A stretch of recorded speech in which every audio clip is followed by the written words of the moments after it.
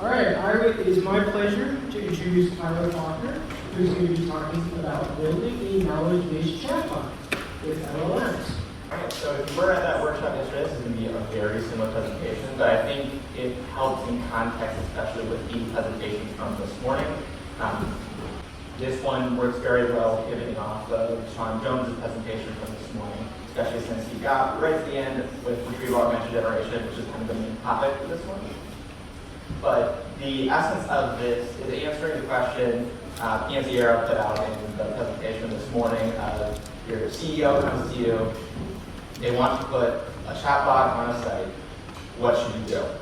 This is what you should do if you decide to actually put a chatbot on the site. So I'm going to talk through different strategies for optimizing the chatbot to make sure it's consistent and it's based on source of truth. So just a little bit about me to start. My name is Tyler Faulkner. I work at Azure. I'm a data scientist, data engineer, software engineer. I wear a lot of hats. I'm doing a lot of different projects. Some of the work that I've done specifically with different AI projects include a healthcare AI scribe. So it'll listen to a conversation, it'll summarize the patient-provider encounter, and then fill in an electronic medical record for the provider. So the provider just has to review it, saves a lot of time for them. I've made retrieval-augmented generation bots for various companies, looking at their internal knowledge bases, their documents, pulling those all together into a bot that can search through those, find answers for you, and provide them to their company employees, great for onboarding. I've also built a career search chatbot, which works very similarly. Instead, this one's facing outward to consumers in this case, which would be potential employees for a company. So this is sitting on like a job landing page. So you can ask questions about certain jobs. It will find jobs. So if I type in, I want a job that uses Python, it will search for those jobs and pull out the ones that use Python. So that's just a little overview of some of the work I've done with AI. But first thing I want to do is break down and define retrieval-augmented generation. There's two parts to this. The first part is generation. It's essentially, to really simplify it, is generating new output based off an input. So a user comes to a page, they type something in, and most of the time it's going to be using a large language model. So they type something in, it gets sent to a model, the model outputs a response, and that response is sent back to the user. The retrieval-augmented portion of this is first augmented, which means that in between that process of the user sending a message and the model generating output, something is put in the middle, something that the user didn't put there, but we as application developers have put there to alter the flow of the model. The retrieval portion of it means that that new information is dynamic. So generally that means hitting some kind of search service, getting new information, dynamically building some kind of prompt to give to the model with the user input. This is opposed to like a static augmentation, like general prompt engineering, which I'll talk about later, since this is now dynamic. So now we have our definition for what retrieval-augmented generation is.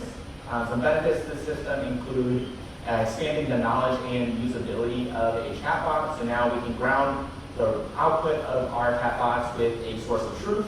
And this can be any kind of textual information. It reduces the need for fine-tuning. Fine-tuning was talked about briefly earlier. It requires generally a lot more upfront work, defining your new training data, retraining the model, using a ton of GPUs. I believe it was mentioned it took like 4 months to train the last model, GPT-4. Fine-tuning doesn't take that long, but it does take a while. So this reduces the need for that, and instead you just add a new service. It also reduces, but not fully eliminates, the possibility of hallucinations. Since now we're providing it contextually relevant information, it will reduce the likelihood that it will spin off and start spewing out nonsense, but it's not guaranteed, so there's lots of things I'll talk about in order to reduce that likelihood. To overview some of our use cases for retrieval-augmented generation, one I've used it for a lot for is knowledge retrieval. So hitting some kind of, it could be an internal developer wiki, hitting that, finding the information you need, pulling it out, giving it back to the user. One example I like is level 1 customer support. So, probably most of the queries that come to a customer support agent are relatively straightforward. It would be like the turn it on, turn it off, turn it back on again kind of solutions. These are probably well documented, and So you can feed that to a retrieval-augmented generation system to find those responses for you and send them to the user. So this alleviates the workload on human agents. The last one it could be used for is content generation. So this could be used for either citing sources from a reference database of documents, or maybe you have a blog and you have certain styling or formatting that you generally use for your blog. You can use them as references, pull them out, and then the bot can use those to generate new content. One thing I do want to highlight with all of these different points is that this does not eliminate the human from all of these flows. It still needs humans to define, the logic, not the logic, but the data set that it's referencing from. And like with the customer support, there still needs to be human agents if something is escalated, if there's really specific use cases. Or support, I should say. So now I want to show a very specific example about how retrieval-augmented generation affects the actual output of the LLM. The example I use here is Joe Biden dropping out the presidential race, mostly because that is so recent that models would not have known any information about it, just to highlight a point. So on the left here, we have before, it says, I asked it, what is Joe Biden's campaign status? It says, I don't know, basically. My last knowledge update was October 2023. On the right, I set up a retrieval augmentation flow. I fed in one random news document. I just Googled what, just some article somewhere, fed it to the system. Then it outputs this response. Joe Biden has dropped out of the 2024 presidential race. Numerous accomplishments during his presidency. His political support waned, particularly after a disastrous debate against Donald Trump in June 2024. That part I wanted to highlight a lot because it's showing bias from that original source document in our data set. So whatever data set I pulled that from, it's using the opinions from whoever wrote that, and it's now regurgitating it as its own opinions, which generally, especially if this is consumer facing, you don't want it to exhibit any kind of opinions like this. So that brings me to just a few of the drawbacks of the system, or at least considerations when you're building a system like this. So the one I just showed, bias in documents, generally garbage in, garbage out. We've probably all heard that phrase before. Same applies to this system. So that search data set that it's looking at, you want to make sure there's generally unbiased content, factual, good. Do your normal review like you would be making any other kind of model. Generally, I put resource intensive here mostly because we're no longer just using a model anymore. You now have a secondary service that is talking to in between that model, and that leads to that last point, the output latency. Generally, it's not too much, especially if you're using streaming where you can see it typing out everywhere, so the user won't feel it as much, but it's a good thing to note. Here is a general cloud structure architectural diagram. It's really just a real simplified one. So a user comes in, they type in a query, it sends that query to our server that kind of processes all the input. It will then send that input to our search service, which in our workshop we use Azure AI Search. It could do something in the pipeline here to maybe optimize the query before sending to the search, or embed the query, which we'll talk about later. And then it sends both the results from our search and the user's query to OpenAI. OpenAI generates a response like normal, and that gets fed back all the way back to the user. So that's kind of the general flow for a whole architecture like this. So I just want to talk briefly about large language models, mostly in the respect of implementing them. There's been plenty of talks this morning about how they actually work, but for our case, it's good to understand how these models are outputting so we know how to control that. So here's a generic spiel. Large language models, they're subset deep learning models. There's a whole bunch of nodes. It's a neural network. And they're used to understand meaning in sequences of words. And as mentioned earlier, most of the popular models are trained on the entirety of the internet. So just inherently, there's some flaws with this, like bias, misinformation, and a whole bunch of hosts of other issues. And another point pointed out earlier was the black box problem with large language models. So generally, we don't know why these models are outputting the words they are. We know how, we just don't know why. So that leads me, let's talk about the actual output, and the black box problem will come back later in a second. So LLMs is a classification problem. Essentially, we can either predict a number or we can predict some kind of classification. Classification here would just be some kind of word that's coming out of our system. So given an input, the cat likes to sleep in it'll output a host of different words and their associated probabilities. And what the system's doing behind the scenes in order to seem creative is it's randomly picking one of these words to be the actual output. There's variables you can throw in, like temperature that was mentioned, top key, a few others that you can throw in to control that randomness, but essentially it's picking a random word. So this next chart, it's a little crazy, but it's essentially, if I go back, it's basically just a whole bunch of B's chained together. And the point is to highlight different possible chains that this can take. So we have Paris is the city. If Paris is the city, so this can generate maybe of the future period and then the for another sentence. Another possibility could be Paris is the city that is the most popular. So those are just two different variations. We can go down this whole chain in different ways.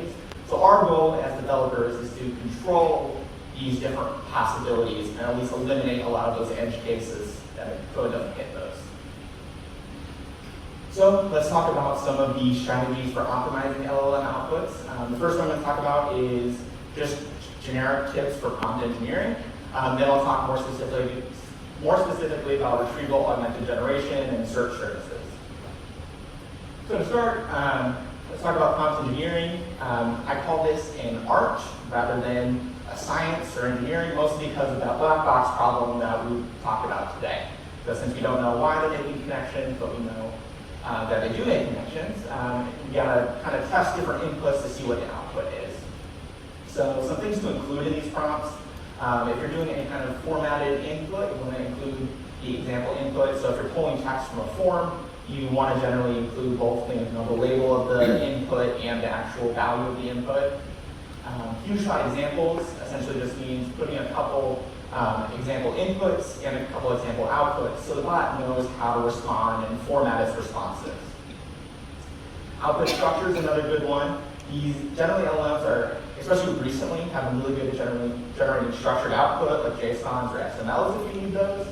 So if you need something like that, just put the structure in there, maybe a couple times with some few shot examples, and it should be able to pick that up. There might be some processing right afterwards just to clean it up, make sure it's good, but it's pretty good on its own. This last one here, chain of thought prompting, this kind of ties into few shot examples where the example answer that you're providing, instead of just being 2 plus 2 equals 4, now we need to explain ourselves. So let's say maybe instead for chain of thought prompting, you would say, if we break down 2 and 2 to 1s, we have 1 plus 1 plus 1 plus 1, that equals 4.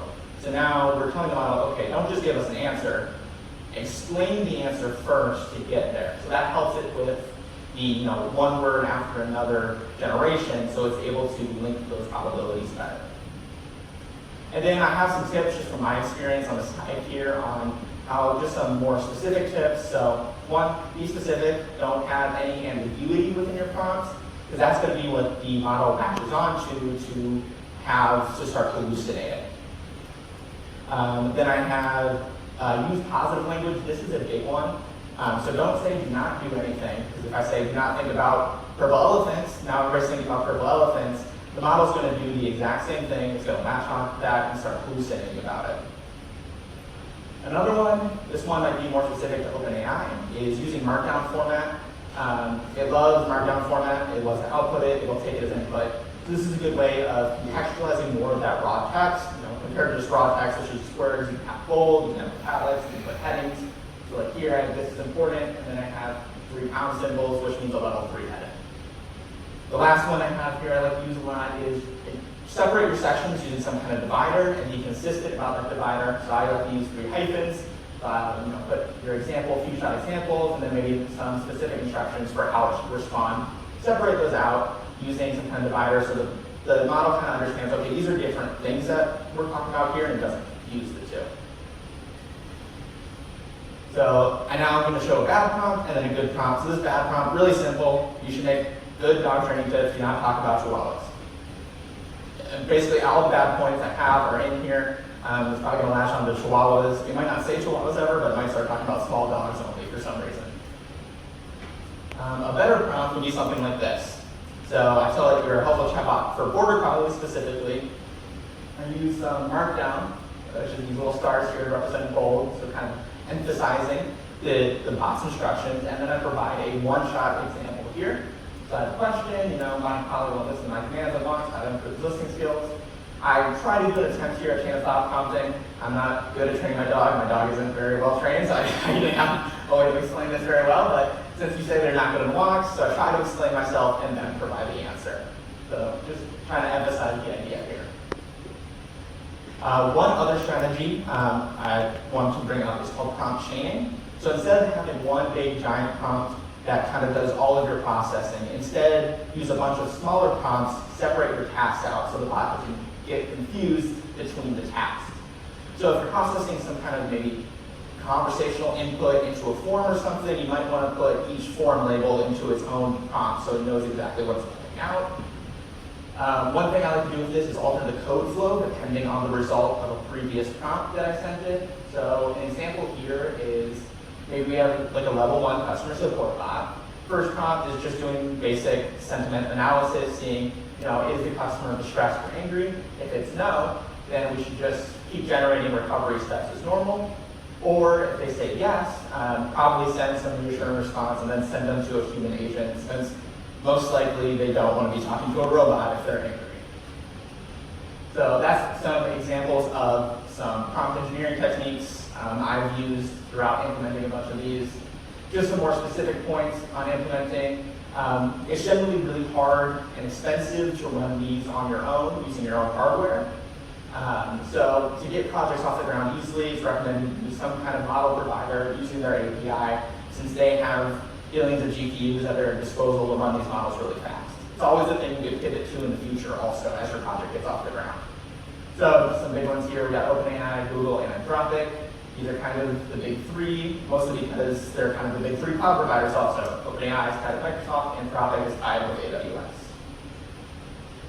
Here's just a very basic flow. It can differ based on your application. For implementing a model, choose a provider, look at its API documentation, or use their SDK, develop your prompts, test, iterate, test, iterate, test, iterate.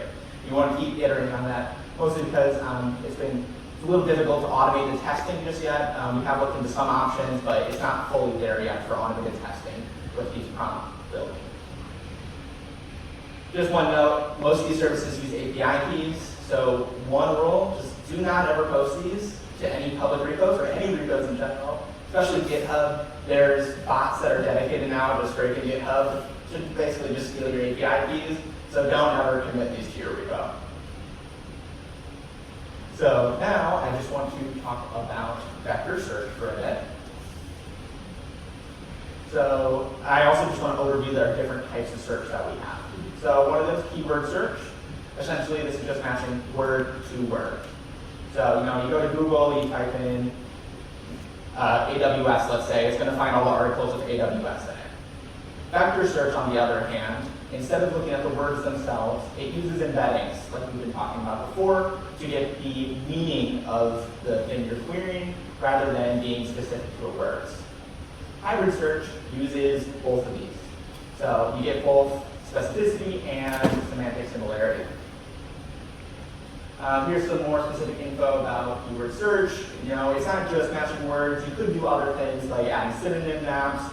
So this word means this word, then it can match on those synonyms. You can also do specific queries like putting in quotation marks to represent phrases, or stars for prefixes and that such. Now on to vector search. This is kind of the most powerful tool that we can use for retrieval augmentation processes. So these utilize embeddings, like I've said, and they use comparison functions to tell the distance between things you've already embedded and your new query. So this example here is probably a little hard to read on this screen, but let's say we have an embedding that's 3 dimensions. So we have 3 different numbers within that embedding. So we can plot it on this 3D chart like this. There's a user query here of thrash rock, and the radius around that matches Slayer, Metallica, and Anthrax. So generally, when you're doing these kind of searches, you generally say how many top hits you want. Top K is usually the wording they use. So in this case, maybe it's a top K of 3, so it's getting the 3 closest points that have already been embedded into our search index. And then it'll return those 3. The last point I want to talk about is hybrid search. So this uses both the 2, keyword search and vector search together. This is a feature in Azure AI Search. countless other platforms probably have a very similar thing. So here we have the example, the lion was heard from all around. On the right, it matches the lion is an apex predator because lion matches from the keyword search. Keyword search also matches a lion roared loudly, matching the lion again. And if we embed this and instead look at its semantic similarity, it matches the two on the left. So the king of the jungle made a thunderous sound. That is, relatively the same meaning as a lion was heard from all around. But it also matches a lion roared loudly, because that means roughly the same thing. So when we do both of these together, the benefit we get is both knowing the meaning of our text, plus also staying on the same topic. So it allows us to get exactly the ones we want without having any other documents that might confuse the model if it gets sent there to our model. Now just to talk about a basic flow for building a searchable index, because that's kind of a key point, is you're going to have to turn any of your raw documents into something that is searchable. This is using, first you have to define some kind of schema. In our workshop, it was basically, name of the document. We would also chunk the document. So we pull in a document, we chunk it up into, let's say, each page is its own chunk. We embed that chunk, and then we push all of those at the very end into our schema to be referenced later. So that is a general flow. That's just very basic. There could be lots of other optimizations you can do to it, but very generally that is the flow that we use.